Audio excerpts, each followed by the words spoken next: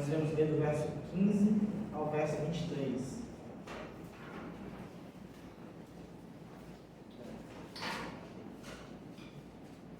Todos encontraram?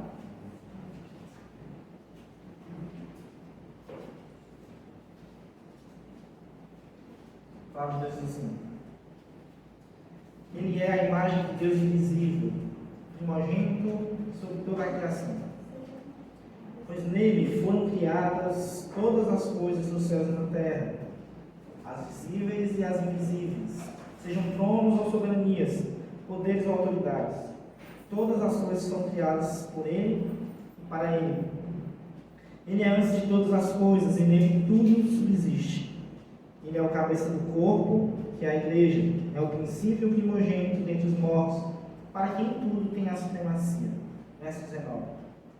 Pois foi do agrado de Deus que nele habitasse toda a plenitude, e por meio dele reconciliasse consigo todas as coisas, tanto as que estão na terra, quanto as que estão nos céus, estabelecendo a paz pelo seu sangue derramado na cruz.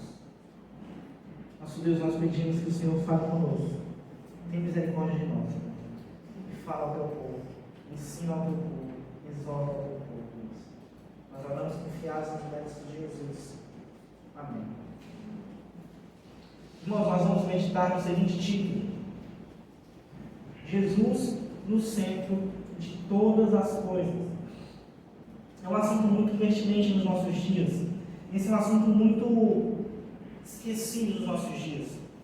E parece que é brincadeira, mas algumas pessoas têm tirado Jesus do centro, têm tirado Jesus do lugar que lhe é devido. E o que mais impressiona e o que mais nos assusta e nos assombra é que nessa tarefa de tirar Jesus do centro, existem muitos ditos cristãos envolvidos.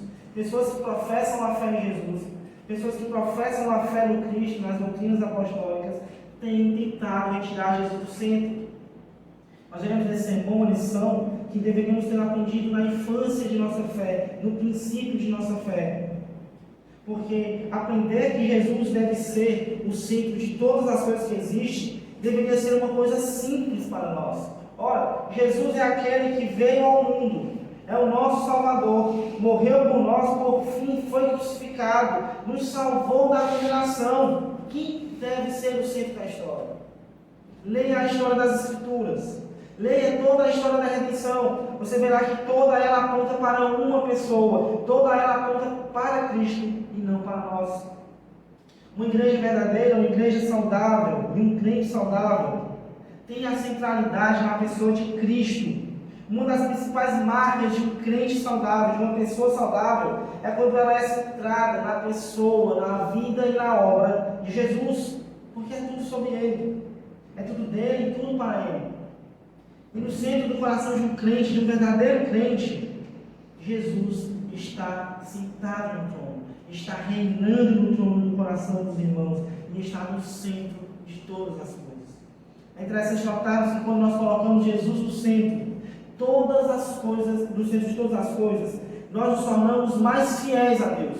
As coisas mudam.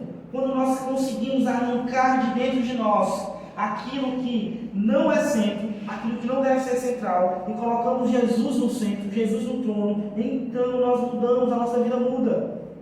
Nós precisamos, irmãos, arrancar de dentro de nós tudo aquilo que nós pensamos merecer centralidade, principalmente quando nós estamos focados em nós mesmos.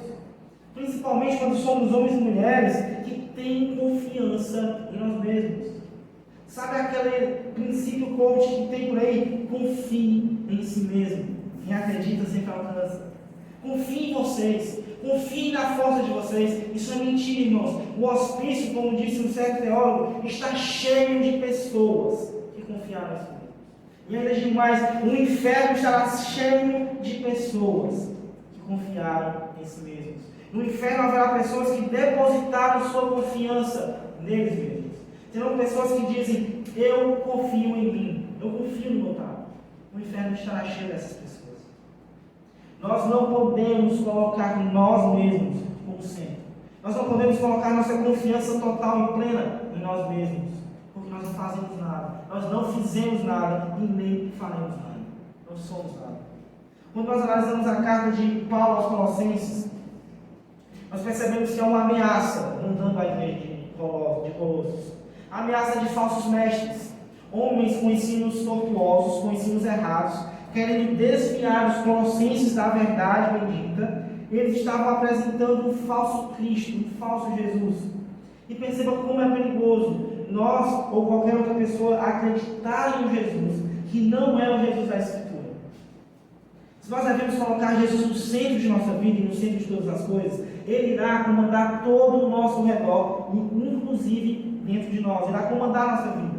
E quando nós temos um ideal de Jesus, uma ideia de Jesus que é contrária às Escrituras, nós pegamos essa nossa ideia, essa nossa opinião e colocamos no centro e deixamos ela guiar a nossa vida. No final das contas, nós pegamos nós mesmos e colocamos no centro de nossa vida. Então, no final, nós estamos caminhando por nossas próprias pernas. As coisas nós olhamos para o Evangelho, vemos a revelação de quem é Jesus e colocamos esse Cristo no centro de nossa vida, as coisas mudam. Sabe qual é o pior ataque que a igreja pode sofrer? É o ataque à pessoa de Jesus. E é por isso que os falsos mestres atacam primeiramente a Jesus. Porque se eles ferem o centro da doutrina cristã, se eles ferem o princípio da doutrina cristã, se eles ferem aquele que baseia tudo na doutrina cristã, eles ferem a igreja de Deus. Se eles conseguirem afastar o bom pastor, o supremo pastor que é Jesus, eles conseguirão atacar todos os pontos da igreja. A igreja, irmãos, é atacada de diversas formas. Mas a principal é quando atacam o apóstolo de Jesus. É quando conseguem convencer aos irmãos de um Jesus que não é esse Jesus das Escrituras. Esse é o pior ataque da igreja. Nos dias de hoje nós enfrentamos ataques externos, irmãos. Pessoas que carregam o nome de crentes, pessoas que carregam o nome de cristãos, que carregam neles um nome de evangélicos, têm falado errado sobre Jesus, têm mostrado errado Jesus para as pessoas, têm feito pessoas acreditarem em um Cristo que não é o Cristo que salva, perdoa, redime e leva para o céu.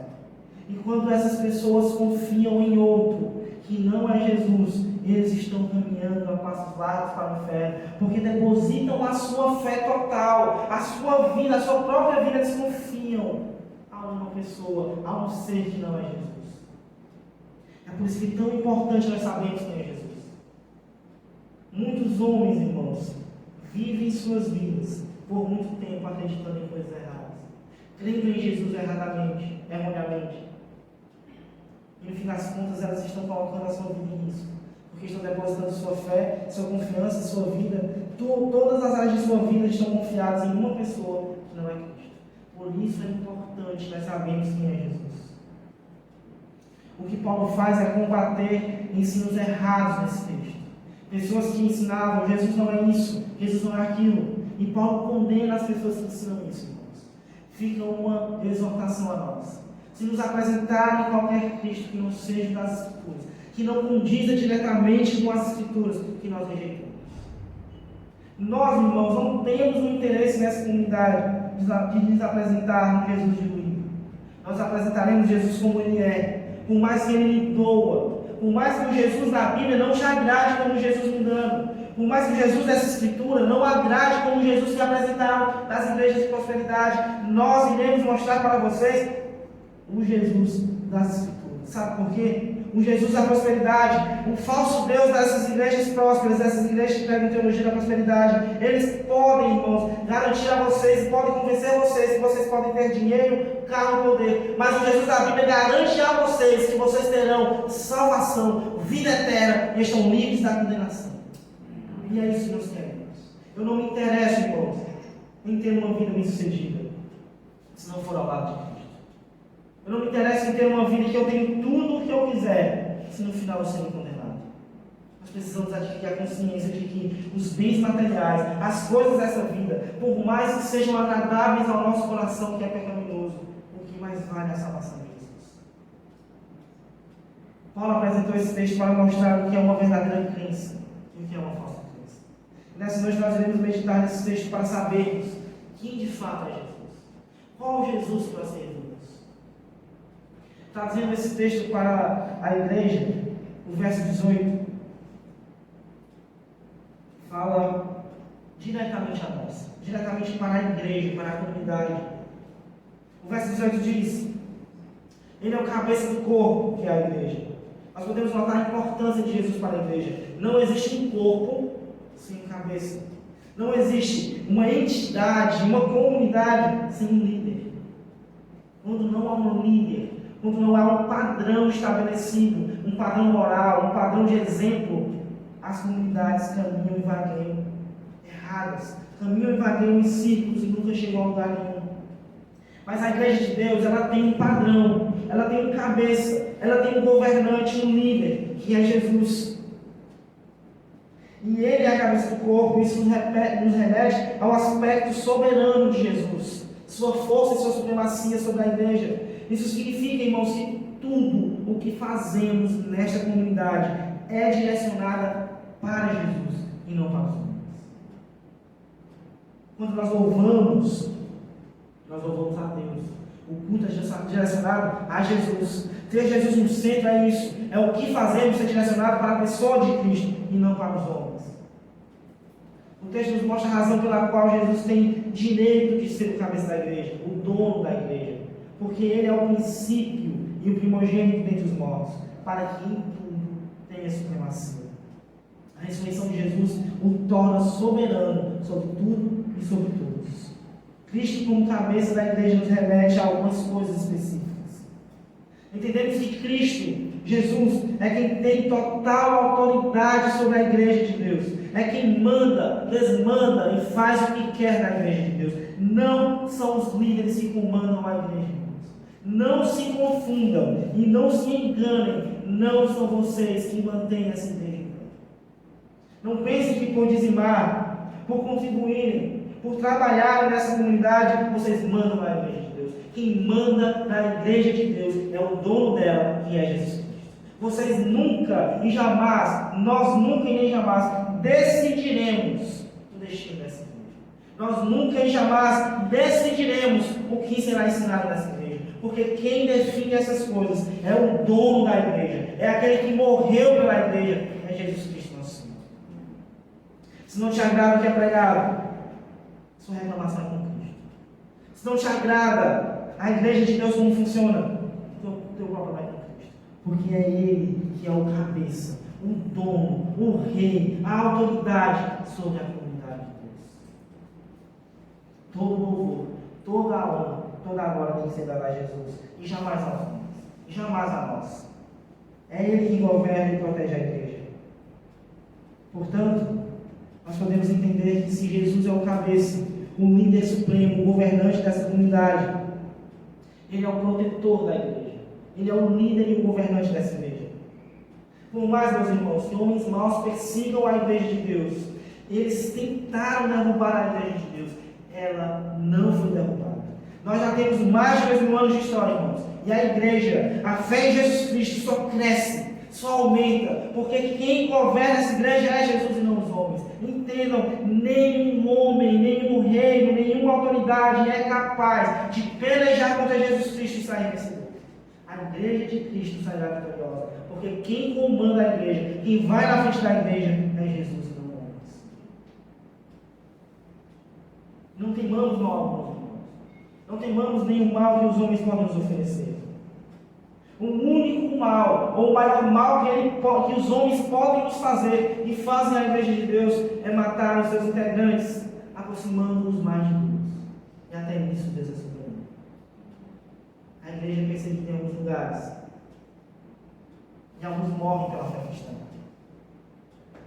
Há alguns testemunhos de mártires na história da igreja, como Clemente de Roma. Quando estava sendo queimado, algumas pessoas lamentavam. Diziam que era triste o fim de Clemente. E Clemente dizia: eu estou indo para os braços de meu Pai.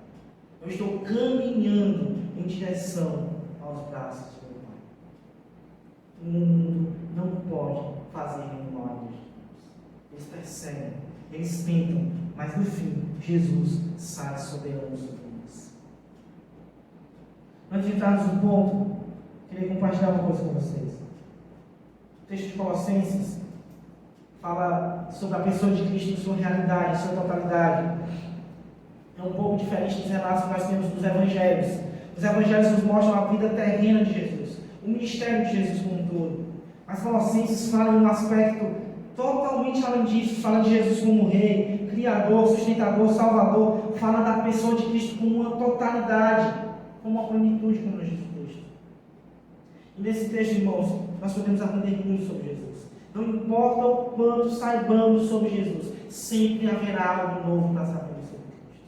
Nós nunca seremos capazes de sondar tudo o que há sobre Cristo. Nós nunca seremos capazes de sabermos tudo sobre a maravilhosa benevolência de Cristo. Sempre há algo para se aprender sobre Jesus. Esse texto fala sobre a supremacia de Cristo. E nós vamos ver essa supremacia em 3 pontos, em 3 atos. Jesus, ele é supremo na criação. Esse é o primeiro ponto. Jesus é supremo sobre toda a criação. Isso nos diz o verso 15 a 17. Paulo define a pessoa de Cristo e reivindica toda a supremacia a Cristo.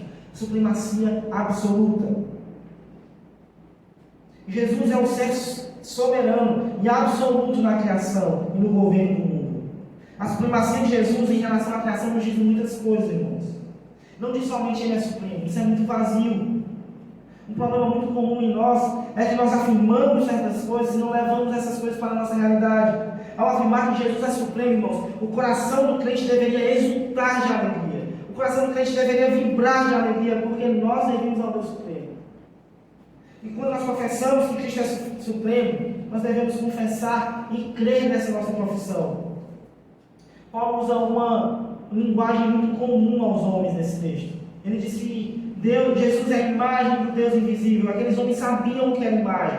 Aqueles homens sabiam o que era o Deus invisível. E em Atos nós encontramos quando Paulo diz no altar ao Deus desconhecido. Nós podemos fazer um paralelo. A imagem do Deus invisível, um Deus desconhecido. Paulo fala de fato para que as pessoas entenderem, para elas compreenderem. O que Paulo está dizendo é simplesmente Jesus é Deus. E é uma lição muito simples, irmãos. Muito básica. É a lição básica da fé. Jesus é Deus.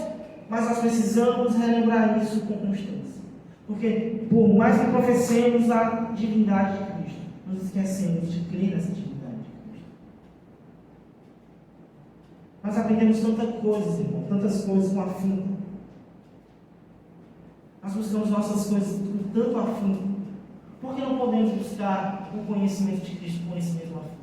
Por que nós não buscamos conhecer a Jesus com isso, com a mesma força, com o mesmo querer que nós buscamos nos nossos bens? Jesus é o nosso Deus, irmãos. Não menos do que isso. Jesus não é somente nosso irmão. Jesus não é somente um amigo. Jesus é o nosso Deus. Não é simplesmente uma brincadeirinha. Não é simplesmente que eu tenho um companheiro para a noite. Não é simplesmente que eu tenho um amigo para me repousar. É que eu tenho um Deus que veio à terra em carne e morreu por minha vida. Quando passamos um pouco mais adiante, o texto nos diz que ele é o primogênito da criação. Isso não significa, irmãos, que Jesus foi gerado e que em algum momento na história ele passou a existir. Isso significa que ele é o único Filho de Deus. Não significa que ele foi gerado em algum momento da história, porque ele era desde a eternidade, ele era no presente e será no futuro. Ele sempre foi, ele é eterno. Sabe o que isso fala conosco, irmãos? Isso nos mostra a supremacia sobre todos os homens. Nos mostra a preeminência de Jesus, mas também nos mostra que ele estará conosco até o final dos tempos. Ao afirmarmos que Jesus é eterno e que esteve no passado, está no presente, estará no futuro, a nossa fé deve ser fortalecida, porque se nós temos dificuldades momentâneas, Jesus caminha com a igreja até o final dos tempos. Jesus esteve com a igreja, irmãos, dos apóstolos. Jesus esteve com a igreja primitiva. Jesus esteve com a igreja pós-primitiva, com a igreja imperial, com a igreja moderna, e está conosco hoje. Jesus nunca e nem jamais abandona a sua igreja. Jesus esteve, está e estará com a igreja de Deus. Não importa quanto tempo passemos nessa terra, não importa quanto tempo sofreremos nessa terra, mas Deus, o Criador, Supremo da criação, que é Deus eterno, Jesus Cristo, nosso Senhor, aquele que nós servimos, aquele que nós adoramos, estará conosco até o final dos tempos. Não se preocupem. No fim dos tempos, nós ainda sofreremos. Mas sofreremos por causa de Cristo. E Cristo estará conosco. O verso 16 nos mostra a autoridade de Cristo.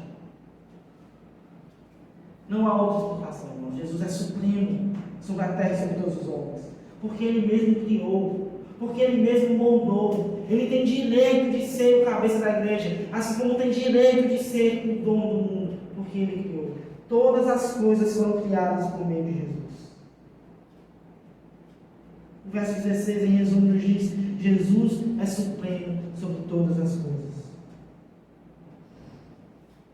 Paulo está falando isso porque aqueles homens estavam sendo atacados pelas heresias. E eles precisavam de conforto e de alívio. Então Paulo diz: não se preocupem com as acusações terríveis. Não se preocupem com os homens. Vocês servem a Deus, Jesus Todo-Poderoso, que não deixa o Hades prevalecer contra a igreja.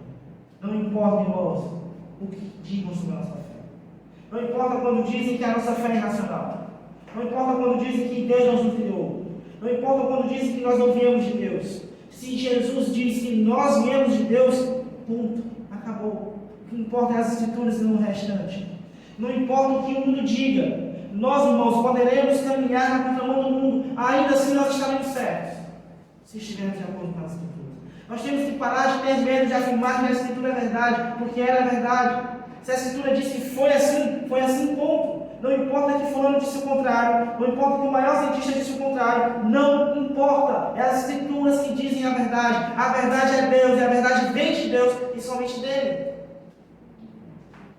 Não precisamos ter medo de afirmar a verdade. O que a Bíblia chama de pecado, é pecado e ponto. O que a Bíblia não chama de pecado, não é pecado e ponto.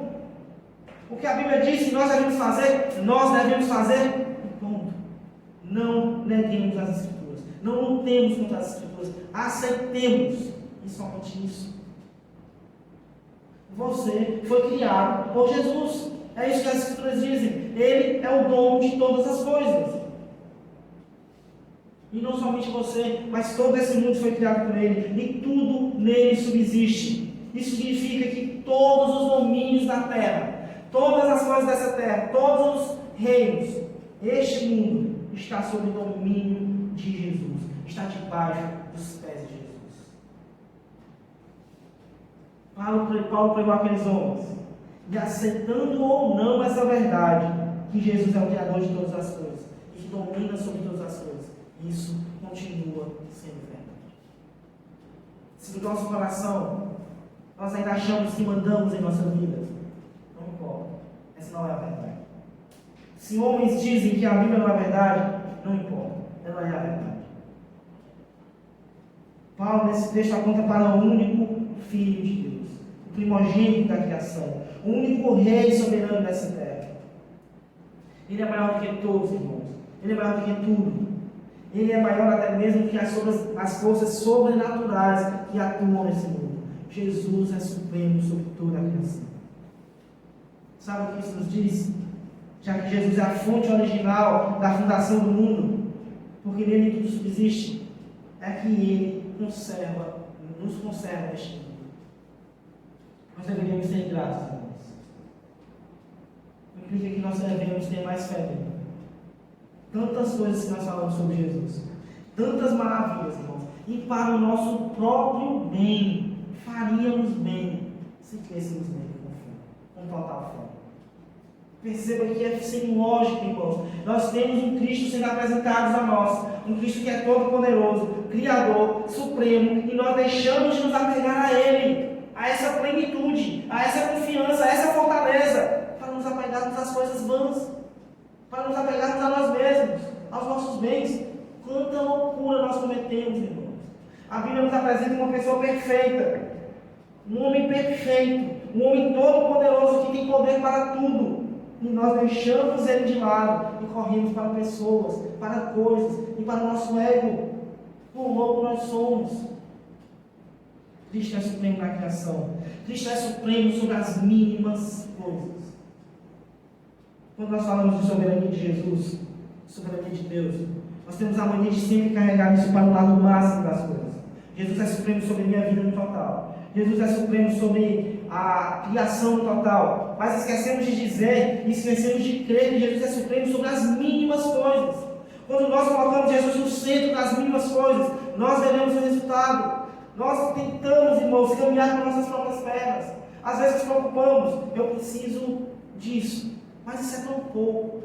Confie em Jesus, irmãos. Se Ele é soberano no máximo, Ele é soberano no mínimo. Se Deus age extraordinariamente em nossas vidas, como agiu na vida de muitos, Ele age também ordinariamente, como já tem agido.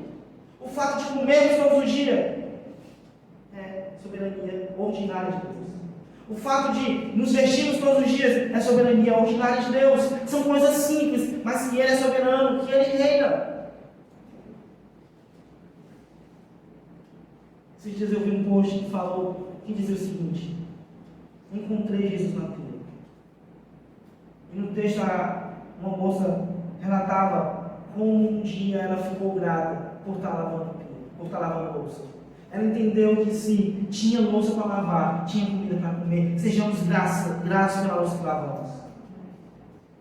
Se colocamos roupa na máquina, gastamos nossas águas, é porque temos roupa para vestir. Sejamos gratos pela roupa que vestimos. Sejamos gratos pela roupa que lavamos. Sejamos gratos nas mínimas coisas. E vejamos a soberania de Deus nessas mínimas coisas, irmãos. Se nós vivemos, se nós respiramos, se nós sorrimos, se nós temos motivo de alegria, é por causa da soberania de Jesus. Nas mínimas coisas. Por isso você deve viver constantemente sob a vontade de Cristo para a sua vida. Você deve se entregar por completo à vontade de Deus para a sua vida. Cristo tem supremacia sobre você. Que segurança nós podemos ter, irmãos? O meio do universo está sendo carregado pelas mãos furadas daqueles que são para Deus, e não nas nossas. Nós não estamos velejando. Nós não estamos remando o barco. Não somos nós. É Jesus que está fazendo isso. Jesus é o criador do mundo e da natureza.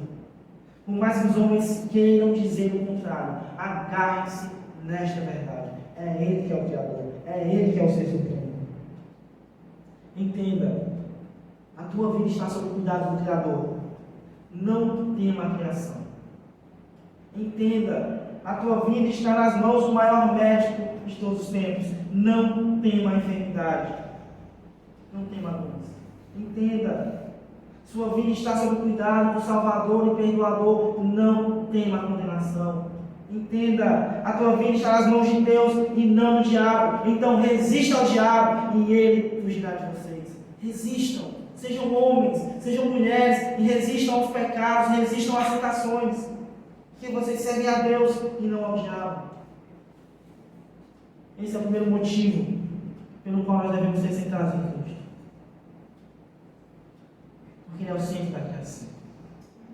Ele é supremo sobre toda a criação. Mas há um segundo ponto que nós podemos aprender.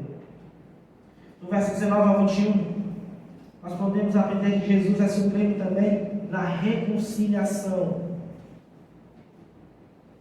O segundo ato em que Jesus exerce total supremacia é na reconciliação.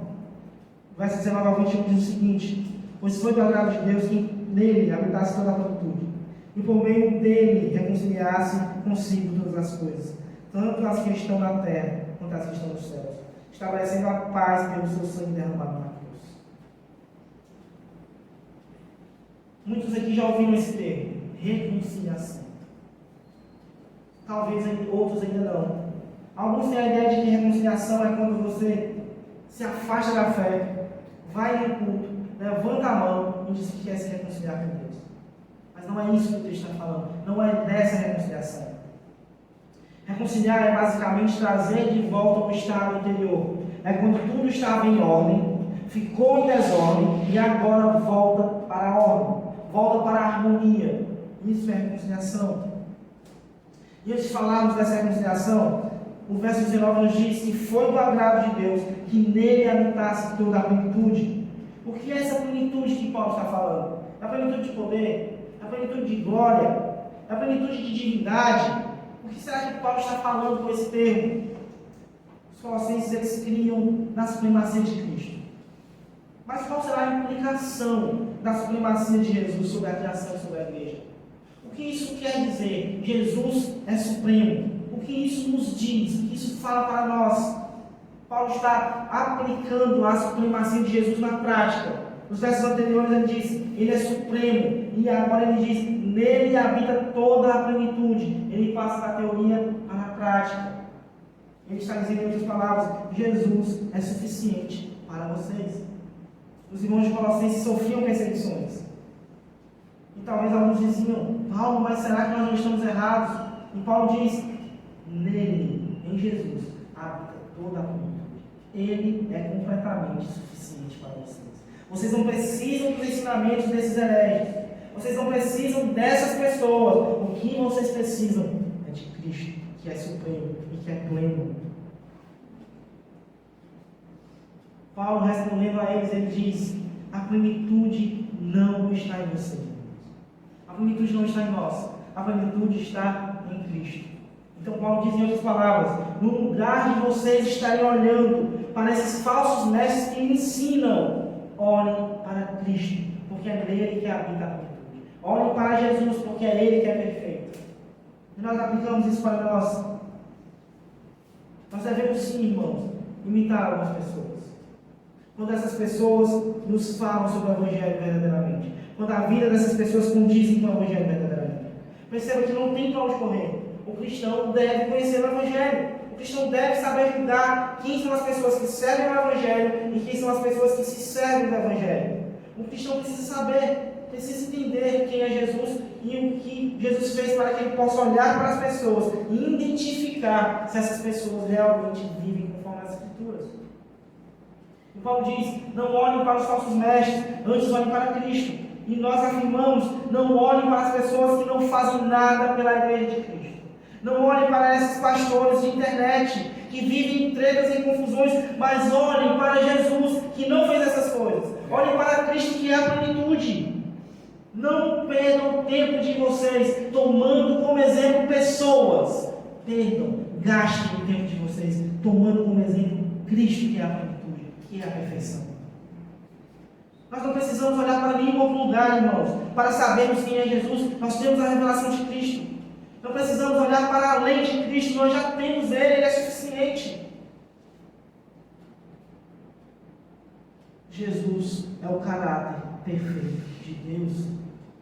Nós não precisamos mais tirar inferências duvidosas sobre quem é Jesus, sobre quem é Deus por meio da natureza. Nós não precisamos mais olhar para os mistérios da história para saber quem é Deus, como alguns faziam. Nós não precisamos fazer isso porque Deus, em sua eterna misericórdia, se revelou a homens pecadores e se mostrou, esse é o meu filho, que é Deus como eu. Esse é o meu filho a quem vocês devem seguir. Você quer saber o que fazer? Olhe para a vida de Cristo. Quer saber como se comportar? Olhe para a vida de Cristo. Pare de se reclamar dizendo que não sabe para onde ir, não sabe para onde correr. Corra para Cristo. Olhe para Cristo. Faça o que Cristo fez. Nós nos pegamos, irmãos, muitas vezes arrancando os cabelos, dizendo não sei o que fazer. E não oramos, e não buscamos Jesus, não buscamos saber como Jesus reagiria, não buscamos saber o que Jesus quer de nós. Olhe para Jesus, Ele é a plenitude. Através de Jesus, Deus reconciliou consigo todas as coisas. Ele fez as pazes através do seu sangue. Ele fez as pazes entre Deus e o homem através do seu sangue.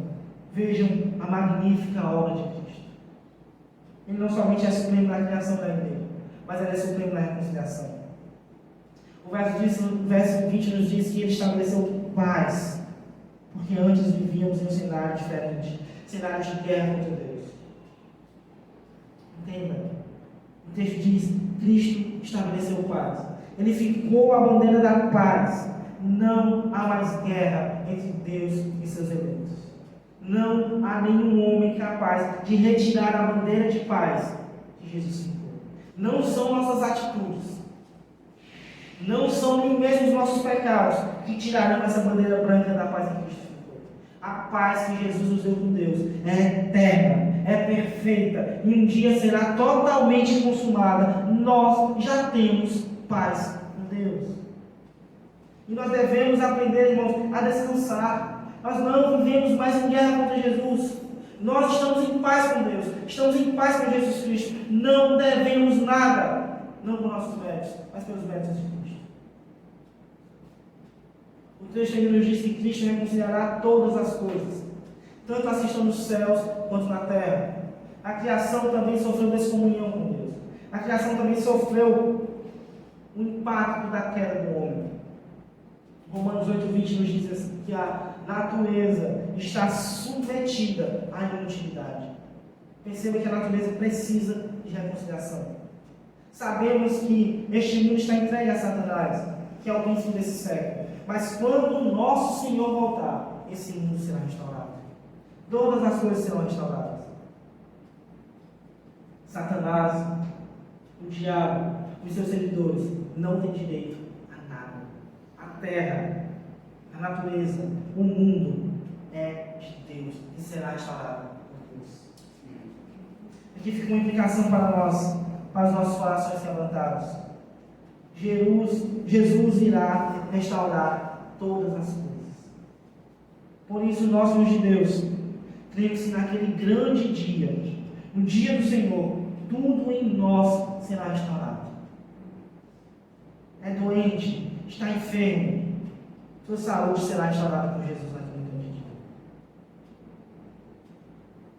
O teu coração está quebrado, quebrantado, o teu coração está cortado, o desânimo nos cerca, a depressão tem te cercado, a tristeza está te controlando. Não temas, Jesus nos restaurará no último dia. Jesus pode consertar todas as coisas. Se Ele não o fizer nessa terra, na eternidade já está feito. Não tema. Não tema a doença, porque Jesus restaurará o nosso corpo perfeito.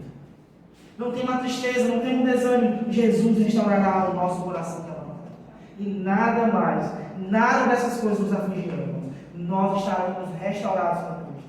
Portanto, quando o desânimo bater na tua porta, a depressão e a tristeza, a dor ou qualquer outra coisa que te aflige, bater na tua porta, lembre-se, um dia você será completamente restaurado pelo próprio Jesus. Podemos nos perguntar, por que nós necessitamos de reconciliação? Qual o motivo eu preciso de reconciliação? Eu não bebo, eu não fumo, eu não roubo, eu não faço coisa errada, eu pago minhas contas, eu não devo a CAGES, nem a Enel. E por que eu preciso ser perdoado? O que eu fiz de errado? Paulo diz, antes vocês estavam separados de Deus, eram inimigos de Deus, travavam batalha contra Deus por causa do seu mau procedimento. Nós somos hostis a Deus, irmãos, inimigos de Deus. Estávamos em uma guerra contra Deus, se ainda não estamos. Quando não estamos em Cristo, as pessoas que estão fora de Cristo vivem em constante batalha contra Deus. A existência das pessoas que não são unidas a Cristo, que não têm Cristo como seu Senhor e como centro de sua vida, a vida dessas pessoas é uma ofensa à santidade de Deus, a Deus. A nossa vida antes de Cristo é uma ofensa a Deus. Porque por mais que façamos o bem antes de Cristo, por mais que pagamos nossas contas antes de Jesus nos alcançar, nós não fazemos isso para a glória de Deus. Nós não fazemos isso para que Deus fosse glorificado. São há dois tipos de pessoas. Alguns conciliados com Deus, outros não. Os reconciliados com Deus terão a herança prometida, a vida eterna. Aqueles que não são restaurados por Deus, que não têm reconciliação com Deus, caminham para o inferno. Batalham com o Senhor dos Senhores. Cavalgam em direção à morte. É como se nós caminhássemos em direção ao exército inimigo sozinho. Porque nós estamos cavalgando contra o Rei dos Reis, o Senhor dos Senhores, que vale mais do que todos os exércitos da terra. Batalhamos e cavalgamos direto para a sua espada. Seremos punidos, seremos cortados, seremos mortos e condenados, se não nos restaurarmos a Jesus, se não formos restaurados a Jesus. Nós temos um pecado, uma dívida com Deus, uma dívida altíssima. Nós não podemos pagar, nós não temos forças para pagar. Seus pecados são uma grande dívida que você tem com Deus. E você não pode pagar sozinho. Você não consegue pagar sozinho. Não há outra forma de se chegar a Deus. Não há outra razão. Não há oração. Não há reza. Não há Maria. Não há boa obra. Não há boa ação. Não há bom comportamento que te leve direto para os braços de Deus. Somente Jesus. Enquanto você tentar chegar a Deus com suas próprias pernas, mais você se aproxima do fé. Enquanto você tenta chegar a Deus por causa de suas boas ações, mais você chega perto do fé. Mas quando você entende que é por meio de Cristo, que é nos braços de Cristo que você é levado até Deus, então você saberá que certamente você chegará lá. Os homens que têm convicção de que é Cristo que os leva para Deus, esses homens chegarão no destino final salvos.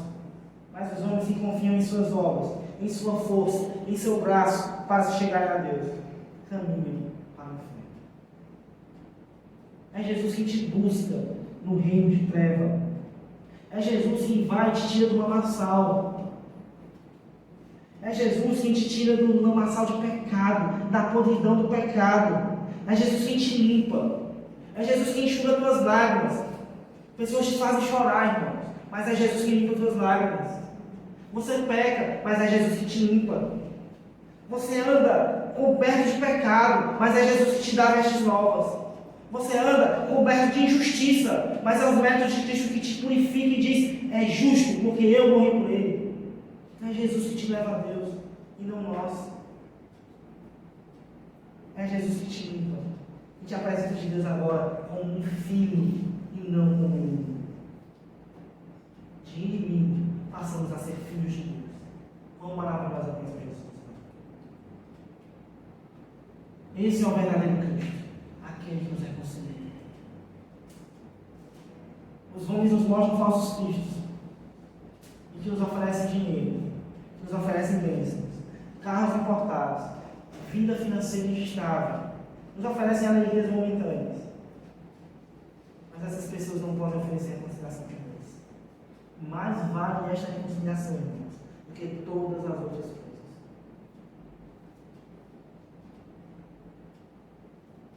Se nós entendemos que Jesus nos reconcilia, nós estamos no caminho certo.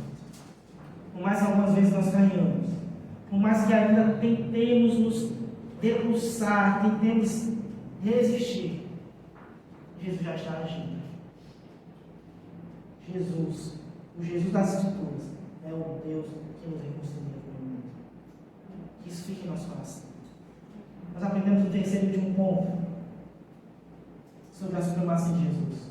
A supremacia de Jesus no fim dos tempos, na consumação. No verso 22 e 23. Nesses versos nós encontramos Paulo apontando para o fim dos tempos. Paulo apontando para uma esperança futura. No verso 23 ele vai nos mostrar a supremacia de Jesus na consumação de todas as coisas. Ele aponta para o futuro, para nossa esperança viva. No verso 22 nós vemos Paulo dizendo: mas agora ele nos reconciliou pelo corpo físico de Jesus. Houve um preço que foi pago pela nossa vida. Entenda, Deus nos perdoou os nossos pecados, mas isso não foi do nada. Alguém pagou a dívida. Não pense, Jesus, Deus é todo poderoso, soberano, pode fazer todas as coisas, mas Ele não vai contra as suas próprias ordenanças. Jesus é um Deus justo. Ele não poderia simplesmente te perdoar do seu pecado e está pago. Ele teve que punir o seu próprio filho. O seu filho foi mutilado na cruz. Jesus pagou alto preço na cruz para que fôssemos salvos. Se você foi reconciliado, se você é um filho de Deus, você foi comprado com um preço de sangue. E agora não é mais um filho de Deus. Sempre, irmãos. John Piper, um teólogo, diz que sempre quando é tentado a pecar, ele lembra da cruz. Ele olha para a cruz. Palavra de motivação de Jesus.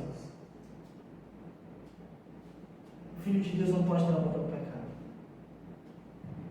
O pecado levou o nosso Cristo a ser crucificado na cruz.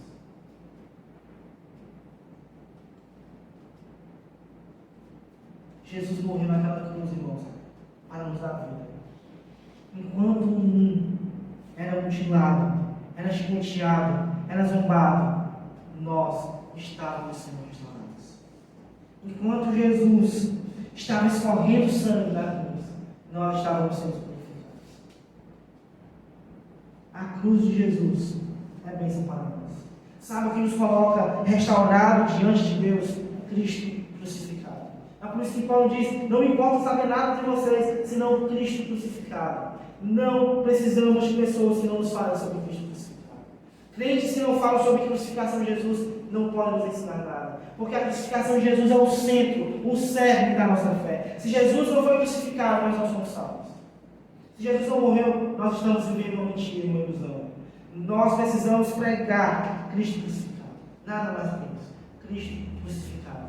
E precisamos demonstrar porque Ele foi crucificado, nosso pecado, nossa má índole, nossa podridão como humanos. E precisamos dizer que há uma boa notícia também. Cristo foi crucificado por homens que são pecadores.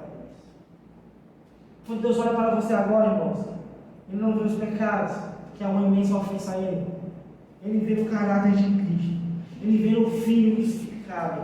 Ele vê o Filho na cruz. Então diz: entre, você é bem-vindo.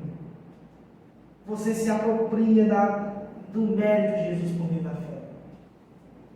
Os méritos de Jesus te cobrem e não permitem que você seja inimigo de Deus. Já está consumado.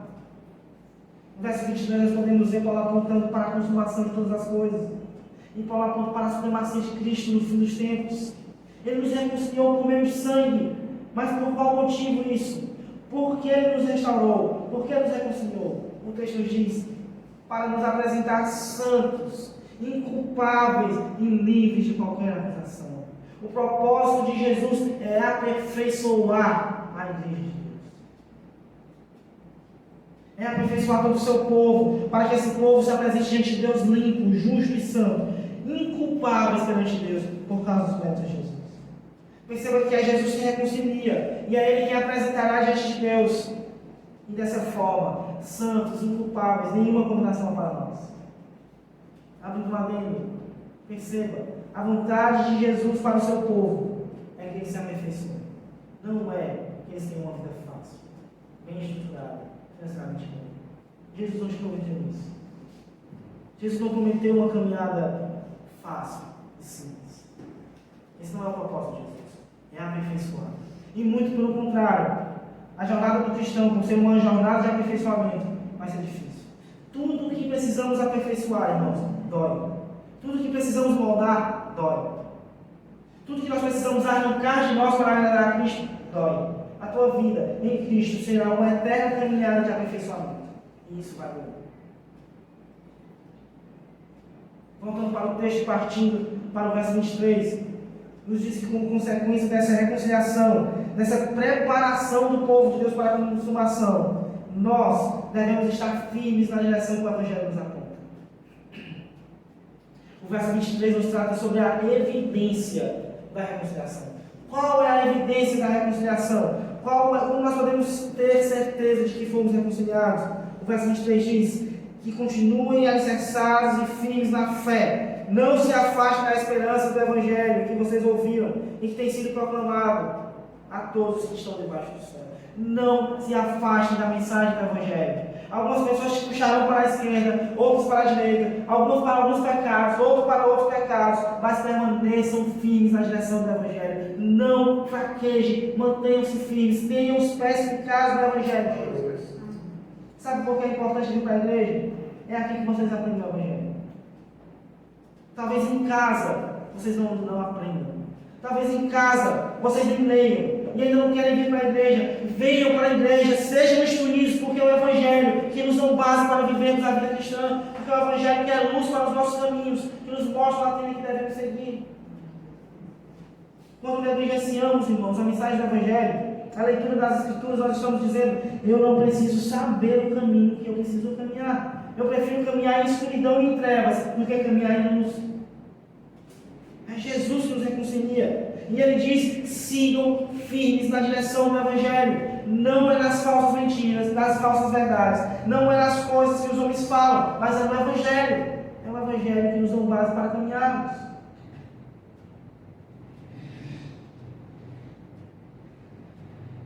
Lembrem-se, aquele que foi supremo para a criação, criou todas as coisas, fez todas as coisas nele existir, também é o cabeça da igreja, governa a igreja. Lembre-se que esse mesmo virá na consumação de todas as coisas e dirá: entra em de Deus, meu Pai. Vocês estão salvos, vocês são salvos. Nós já somos salvos. Ainda não vivemos no céu, mas já somos salvos. Haverá um dia, irmãos, em que a igreja passará pela consumação. E a igreja passará com Cristo. E a igreja será levada por Cristo. Tenham essa esperança para as vidas. Não sabemos ao certo como será esse dia. Não sabemos ao certo como será esse arrebatamento ou essa levada da igreja. Mas sabemos uma coisa: Jesus virá no final dos tempos. Consumará todas as coisas. Despejará sobre os ímpios a grande ira no dia do Senhor. E levará a igreja para o céu. Nós temos essa verdade. No finalzinho do verso 23, Paulo diz: e esse é o Evangelho do qual eu, Paulo, me tornei ministro. Paulo fala como pregador do Evangelho. E nós devemos falar como crentes. Esse é o Evangelho do qual nos tornamos ministros. O Evangelho da graça. O Evangelho de Jesus Cristo. Um Evangelho que enfatiza Jesus no centro e não nos homens. Um Evangelho que enfatiza que Jesus é quem reconcilia e não os homens. Um Evangelho que diz que na consumação é Jesus quem reina e não os homens. Um Evangelho que nos mostra o caminho para andarmos. O que passar disso é amaldiçoado, é anátema. Esse é o Evangelho que nós precisamos.